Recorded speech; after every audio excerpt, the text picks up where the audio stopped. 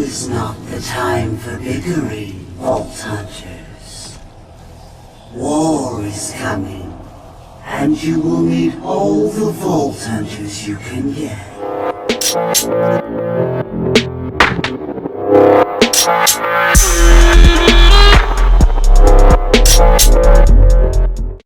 What is going on, you guys? So today I have some really interesting info and news for you.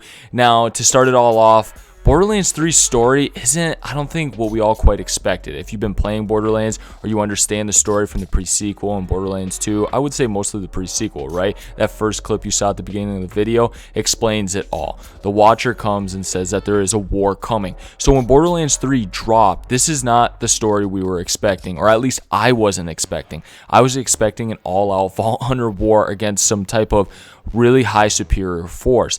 Now, pondering this and playing this whole game, I've been sitting there scratching my head like, did they just cut this out? Are they not going to stick to the lore of the pre-sequel? What is going on? Well, finally, on the Borderlands show episode 2, I know a lot of people have not even watched that show, but if you have seen it, or maybe you just skipped over it, I have this clip of them talking about it, and Randy Varnell, who's the head of Gearbox Story Group, dropped a huge bombshell on us and gave us some insight of why they did not start Borderlands 3 with the whole war setting, and this is something we might be able to see further into the future. I'm guessing possibly Borderlands 4, because he says this is way too big of a thing to just be a DLC. This is a whole brand new game to bring this in, but they want to set it up right. So I'm going to drop the clip from the Borderlands show, and then we'll talk about it right after. At the end of Borderlands, the pre-sequel, the Watcher warns us that, quote, war is coming, and we're going to need all the Vault Hunters we can get. But the main story in Borderlands 3 doesn't seem to be the war that the Watcher is talking about. Is this something that will be further elaborated on the incoming DLC for Borderlands 3? When we go to that war, it's probably bigger than a DLC can contain. Okay. Like if you're talking an all Vault Hunter war, you're talking about something that's a main thematic of the game. Oh my God, it's going to be your battle royal. All Vault Hunter war. It's going to be everybody you know, plus a whole bunch more. So we are definitely aware that we've left that hanging. It was very intentional that we did not address that yet on Borderlands 3. And I think some of the reasoning there is we wanted to go ahead and open up the galaxy. And we wanted to do that before we talked about this giant multi-Vault Hunter everywhere war on it. So so much of the sub-theme on Borderlands 3 was about opening up the galaxy and realizing there are other planets and there are other places and there are other people. So we know that question is out there. I'll just say it. You aren't going to see anything with a Vault Hunter war in our DLCs. Okay.